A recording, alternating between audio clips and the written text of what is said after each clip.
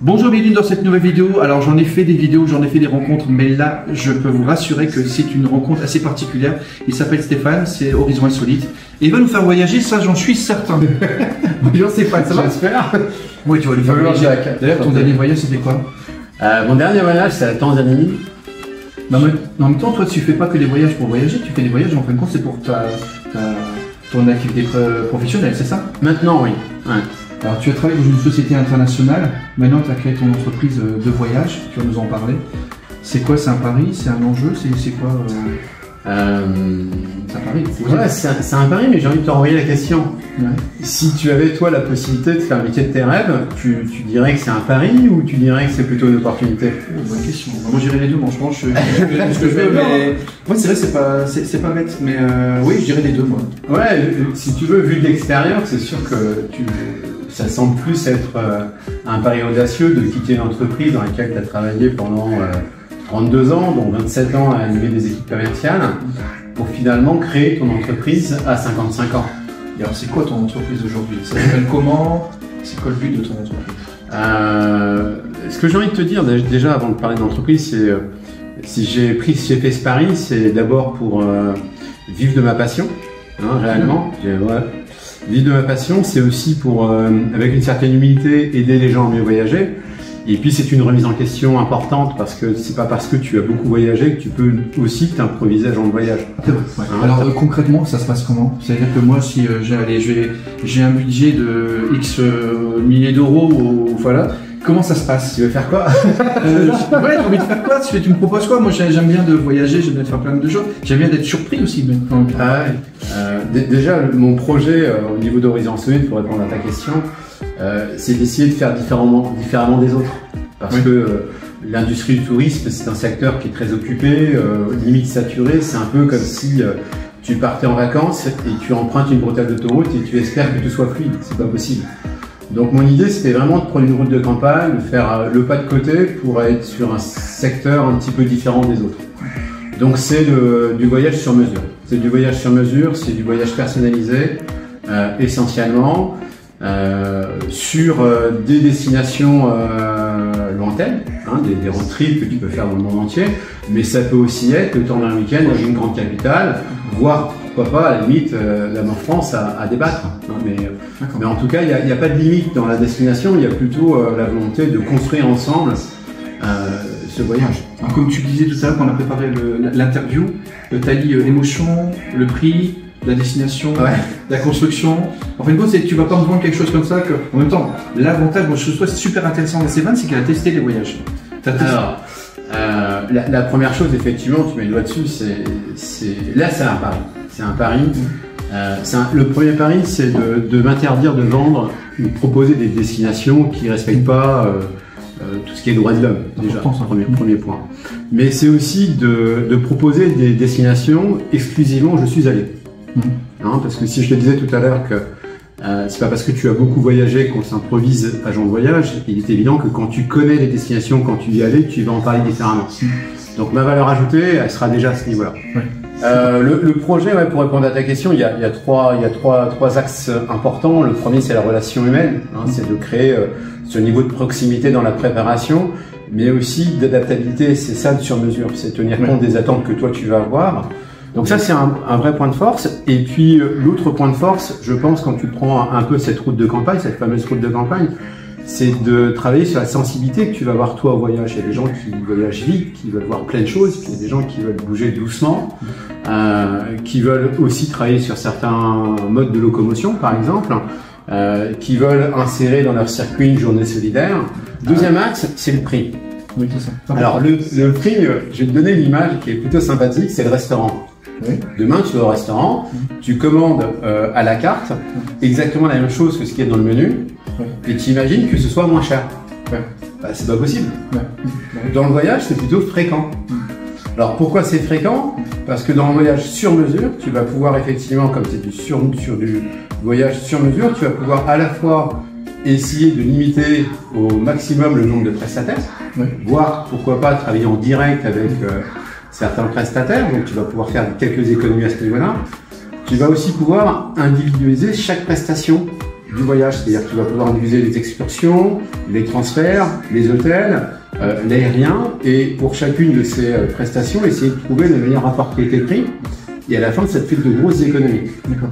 Et puis pour finir, si dans le prix, Horizon Insolite, je n'ai pas de coût de structure important, je n'ai pas de local, donc je n'ai pas de frais je n'ai pas de loyer, je n'ai pas de frais de nettoyage, je n'ai pas de salaire, et donc forcément, je ne vais pas réimpacter.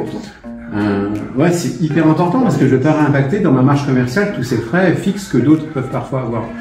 Et si tu veux, mon ambition, alors c'est vraiment une ambition assez sympathique, c'est d'essayer de vendre le voyage au prix où tu l'aurais payé si toi tu l'avais organisé seul. C'est pas mal ça. Bah, c'est très bien ça, c'est pas mal ça. En tout cas, c'est mon ambition. Je ne sais pas si j'y arriverai à chaque fois, mais en tout cas, je vais au maximum tendre vers cette idée de te vendre des voyages comme si c'est toi qui l'avais finalement. Alors justement, si tu as une destination à me conseiller, ça serait quoi? Comme ça, spontanément? Spontanément. C'est une question qu'on m'a souvent posée, trop souvent, et pas assez souvent. Pourquoi cette destination, tu vois? Mais bon. Sachant que tu connais pas mes goûts, hein. Tu sais pas qu'est-ce que je veux. Non, mais je vais te répondre par thème si tu veux. Vas-y. C'est plus simple pour moi. Si tu envisages, si tu veux faire un voyage de noces, par exemple, et un voyage de noces au soleil, la destination, comme ça, spontanément, je recommanderais, ce sont sans aucune hésitation les Seychelles. D'accord. Seychelles, parce que c'est une carte postale, et contrairement aux idées qu'on peut avoir des Seychelles, tu as plein de choses à faire. Tu as une population qui est extraordinaire, tu peux faire plein de choses. Si tu voulais partir visiter une grande ville européenne, une grande capitale européenne, ça tu fais ça. Ouais, aussi, bien sûr, tout à fait. Si tu me proposes, c'est comme ça que tu vas essayer. Non, moi je te proposerais, comme ça spontanément, si tu me demandais une destination en Europe, je te dirais soit Lisbonne, soit Stockholm. Alors tu vas pas avoir la dimension culturelle que tu peux avoir dans d'autres capitales telles que Rome, Londres, Paris ou tant d'autres. Et puis si tu voulais faire un safari, tu vois, je te dis Lisbonne, il n'y a pas de safari. Non. Alors, non, mais si tu voulais faire un safari, parce que souvent tu te dis tiens, j'ai envie de faire un safari. Alors moi j'ai fait l'Ouganda, j'ai fait le Malawi, mais c'est pas forcément là où il faut forcément aller en priorité. Mais je te dirais, sans aucune hésitation, Afrique du Sud ou Tanzanie, à la fois parce que tu as un parc animalier qui est extraordinaire, donc tu as un site fantastique, émerveillement, mais tu as aussi plein de choses à faire à côté, quoi. C'est quoi ton coup de cœur là? On s'est pas préparé non plus. Hein. C'est pas préparé du tout. Alors, un pays coup de cœur, écoute, si j'en avais un seul un pays coup de cœur, c'est la Bolivie. T'es en train de défiler tous les voyages, une pop. Ouais, c'est une question de piège. Elle est pas sympa ta question parce que tous les pays sont beaux quelque part. Après, c'est la façon dont tu veux les voir. Pourquoi la Bolivie?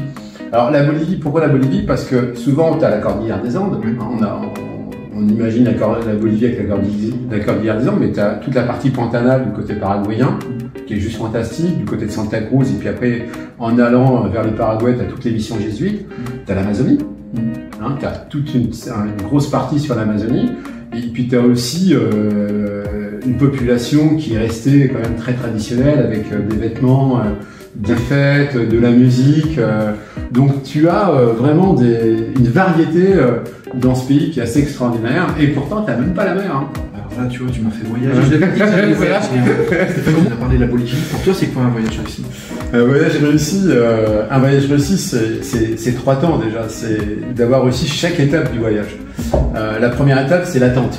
Faire de l'attente quelque chose d'exaltant, où tu vas pouvoir rentrer en immersion dans le pays, tu vas avoir quelques frissons liés justement à cette attente. Ça, c'est la première partie. C'est pour ça que c'est important d'être en co-préparation, si tu veux. La deuxième partie qui est importante, c'est pendant. Pendant, donc, tu as l'émerveillement des grands sites, mais il ne faut pas oublier qu'à côté, tu as toute une vie qu'il faut aller découvrir, qu'il faut aller chercher. Donc, ces petites routes d'à côté, ces scènes de vie qui vont rester des photos et tes photos à toi, pas celles des autres. Et puis, tu as le souvenir. Alors, le souvenir, c'est pas neutre, parce que le souvenir, c'est sans doute ce que tu vas garder d'un pays. On me dit souvent, on voyage aussi pour avoir voyagé. C'est-à-dire que quand tu reviens d'un voyage, le souvenir, ça va te laisser quelque chose de différent. Tu dois revenir limite pas comme avant. Ouais. Il faut que tu aies appris quelque chose dans ton voyage. C'est ça pour moi un voyage réussi. Tu m'as fait voyager, mais comment maintenant on fait? Parce que moi j'ai ta carte, mais comment on fait vraiment pour te contacter? La chose la plus simple. Alors je sais que tu es sur les réseaux sociaux, etc. Tu as fait des belles vidéos, d'ailleurs qu'on va mettre dans le lien dans la vidéo, avec un drone. C'est quoi? Alors le plus simple, tu prends ton téléphone et tu fais 06 63 79 62 98. Tu mets en direct, je réponds quasiment à chaque fois et tu me laisses un petit message et je te rappelle tout de suite. T'as du réseau à l'étranger? Ouais. Donc n'hésite pas à contacter Stéphane parce que c'est un passionné de voyage. Il a testé les voyages que vous allez certainement faire. Moi il m'a fait voyager, hein, c'est comme ça, il m'a fait voyager et je trouve que c'est bien parce que tu es hyper passionné et je vous avais dit que ça allait être une vidéo très intéressante. Et tu as tous les sites Horizon Insolite, tu me trouveras sur tous les réseaux, ou en tout cas quasi tous les réseaux. Quoi. YouTube aussi. YouTube, LinkedIn, Instagram, Facebook, et bientôt sur Web Tourcoing. Ah, il y a des très belles vidéos et des très belles photos de tes voyages. Ah, je te remercie, vraiment. Merci Stéphane. C'est moi qui te remercie, Jack, vraiment, sincèrement. Merci à vous, n'hésitez pas à la commenter, à la partager surtout, et à diffuser un maximum la vidéo. Merci à vous.